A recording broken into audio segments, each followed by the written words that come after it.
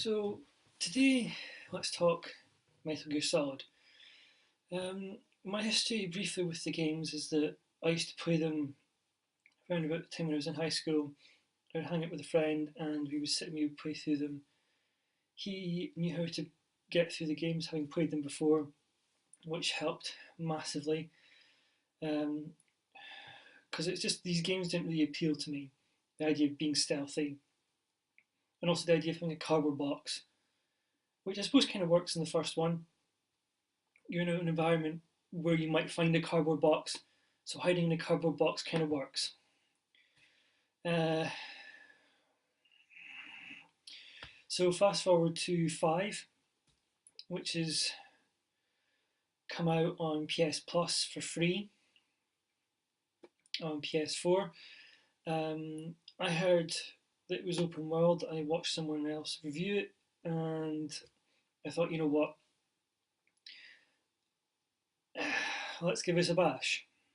Open world, I'm all for that. Should make this a bit more interesting. However, after the opening hour maybe of the game where you are in a hospital, having not played these games for years, I don't really know the story that well anymore. And also not having played 4, I don't really know what's going on here, but you're in a hospital.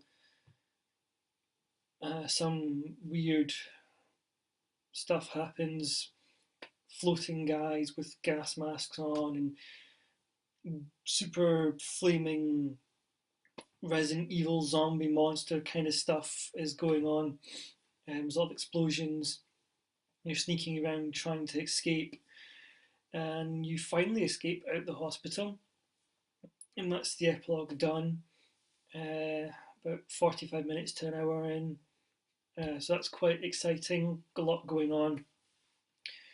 You're then found by some mercenaries called Diamond Dogs. Not great when the words Diamond Dogs remind me of the Indigo Wolves from Ghost Squad, the on rails light gun shooting game found in arcades, which is not a good start, really. Nor is it a great start when you get to find out that you have a horse and you're going to be using this horse to traverse across a desert or desert like terrain. I suppose a horse works on sand, maybe doesn't make too much of a noise, but so I'm sure it makes a little bit more noise than a person. Another thing about this horse is it doesn't really like running fast. It's not that fast, it's a bit slow for a horse. And the horse is called the horse or diamond horse because, you know, we're diamond dogs. Let's call the horse Diamond Horse. Bravo on no invention whatsoever. 5 stars for boring. So I say get rid of the horse, ignore the horse and run everywhere. Why? Because you're meant to be stealthy and basically run or walk. And stealth plus horse, no. You're too high off the ground in some parts of the level on the map. You're not really hidden very well on a horse. And also you can run. This guy, Big Boss, Solid Snake, whoever he is, man with eye patch and bionic arm, can now run like the $1 Million Man, and he's just super fast and can run for a long time.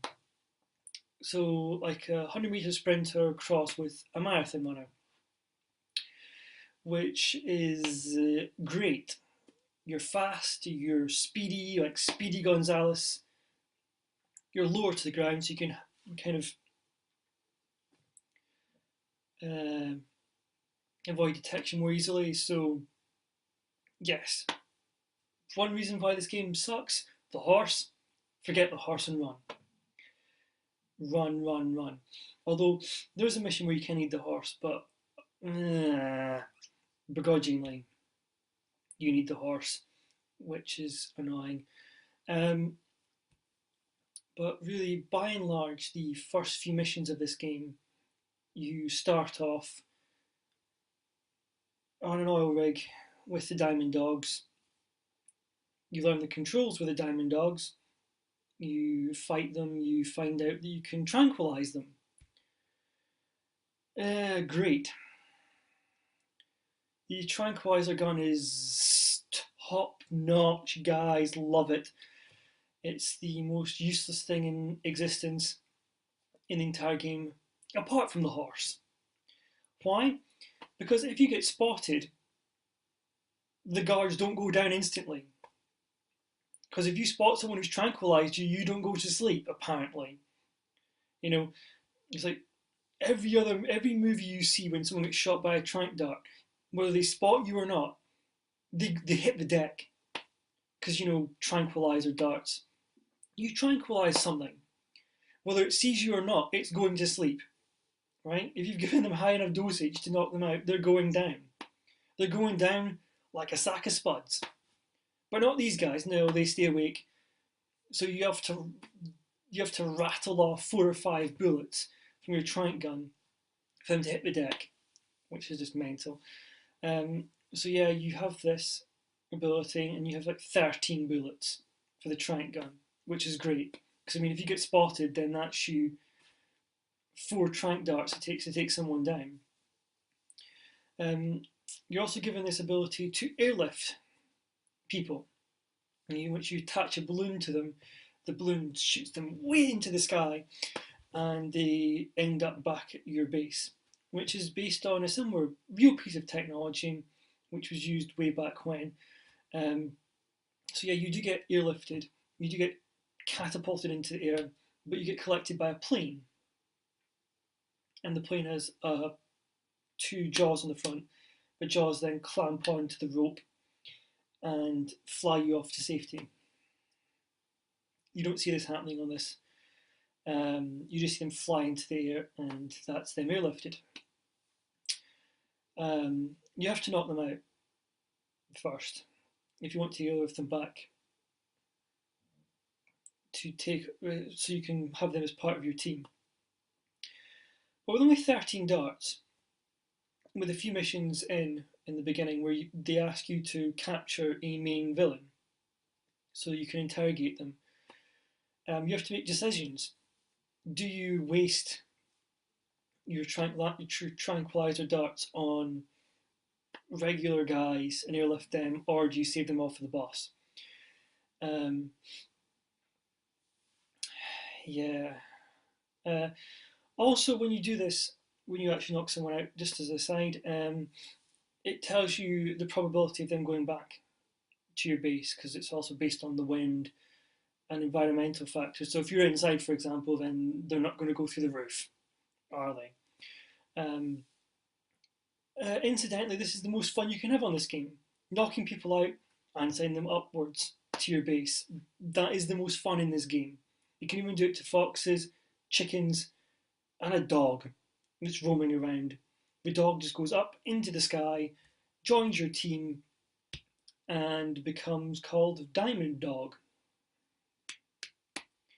Bravo again, 5 stars on originality with that one. So yeah, that's just smashing. Apart from that, the game kind of rinse repeat for the first couple of missions. Go somewhere, either eliminate this guy or take him back to your base with the airlift. I got fed up. I got bored, rigid with this game, so I rambled the missions. I ran in with a machine gun, jumped out from behind a wall, and brum! Guy gone. Me still alive. So basically, you can rinse, repeat. You take out half an army of guys, find the bad guy, very few games do you actually get the choice of either capture the bad guy or eliminate the bad guy. I couldn't be bothered with the switching weapons to try, and I want to get through this as soon as quick as possible because I was getting bored, so bored at the beginning of this game after the opening, bored beyond belief. So I just thought, you know what, brump, guy's gone, mission over. Eventually, I got to this point where it said that your objective is activated from a different point somewhere, I don't know, a different zone somewhere, I don't know. I just thought I could either play on, look up, or stop. I stopped. The game is ugly, boring, dull, repetitive, uneventful. A game based on stealth that you can just run around, jump behind walls, and take out guys without any consequence at all.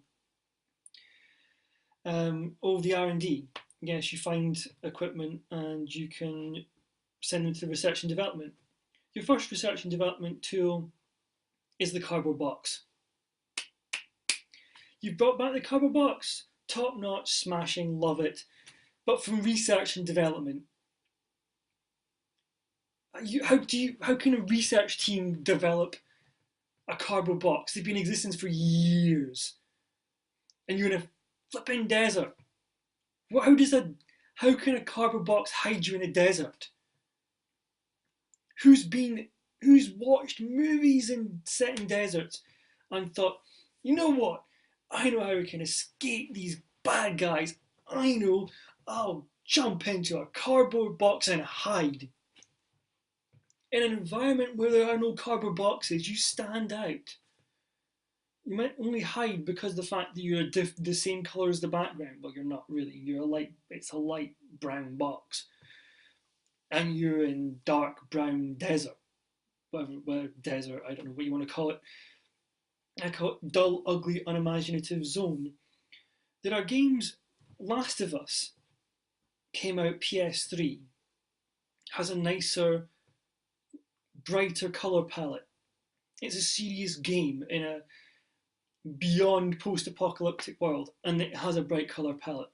Assassin's Creed, a lot of them have, they may have muted colour schemes, but at least they actually use other colours other than brown, brown, and brown. And they get it right, I think, in the most part, in graphical design and colouring. They get it right. Okay? Metal Gear Solid 5 does not.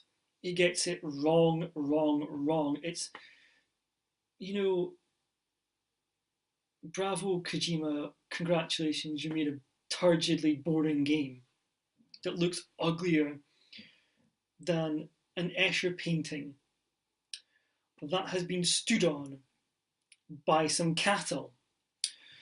Yeah, and in fact, an Escher painting would be nicer to look at and would be more enjoyable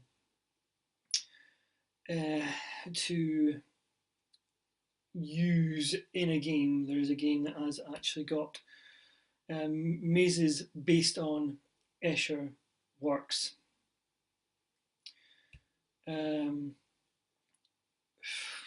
That sounds like it could be a lot more interesting than this hideous game.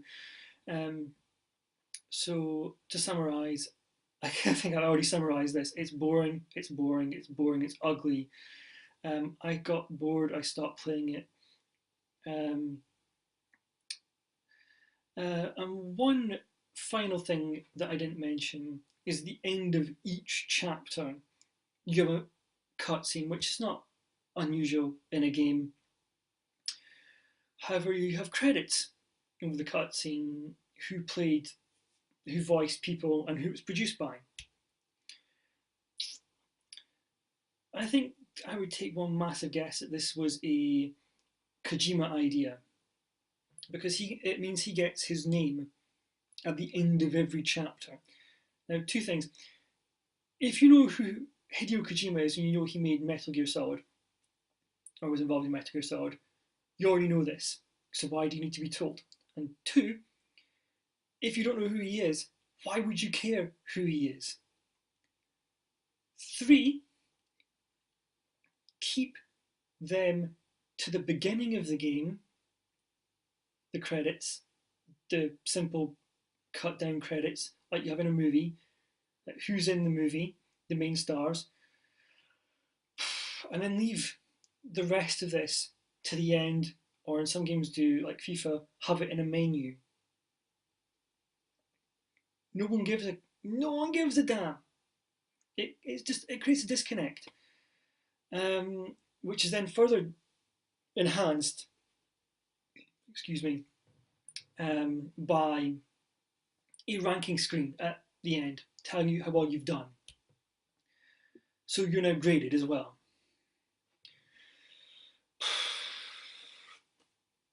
Just ignore the game. You've no game footage. It's me rambling for 12 minutes. I know, but I don't want to have to download that pile of nonsense again. It's so boring. There are games that involve running around that are more fun because there are enemies to encounter. This game, you pass through a village, you take out the enemies, you don't see any more enemies for ages. You can skirt round the enemies in the early missions. I'm pretty sure you could probably do it in other missions too. I didn't finish it. I didn't want to. Boring. So, a lack of enemies, a lack of stuff to do, a dull, tedious, monotonous mission system, disconnect with these blooming cutscenes at the end, more disconnect from the game with the ranking screen. No one cares. This isn't 1991. This isn't the Atari. We don't give a damn about ranks. We don't care. No one does. We're not going for a high score. Get rid of these. They're useless. No one cares. Right? A colour palette that is so dull and unimaginative that it puts you to sleep and makes you think, wow, no effort, this is ugly. Constant patting themselves on the back from Kojima with having his name everywhere. He doesn't deserve a pat on the back. No, no one does. No one can. No one does for this game. I don't like Metal Gear Solid. I will never like Metal Gear Solid. I think they are dull, turgid affairs. I'd rather watch a movie of someone sneaking around, an espionage movie, because they actually have plot. Where's the plot in this game? The plot is just disappeared off a cliff. Find Guy, capture or eliminate Guy. It's not a plot. And calling everything diamond, that is the final thing I want to say in this game. Having diamond in front of everything, what next? I was quite surprised that Anne Diamond didn't appear in this blooming game. I'm not going to give it a thing out of 5, 10, 15, 20. There's no point. You can probably tell if you've watched this to the end. I don't like the game. 1 out of 5 means nothing. 2 out of 10 means nothing. I just don't like them. I'll never play them again. End of story. Thank you for watching. I wasn't intending to appear on any of these for a long time, but I just thought I'd do this video because I really hate this game. Don't buy it. If you like these games, even then ignore it. Play something else. Play tic-tac-toe with your niece or nephew or dad or mum or anybody. Just play chess, read a book. This game is rubbish. Goodbye.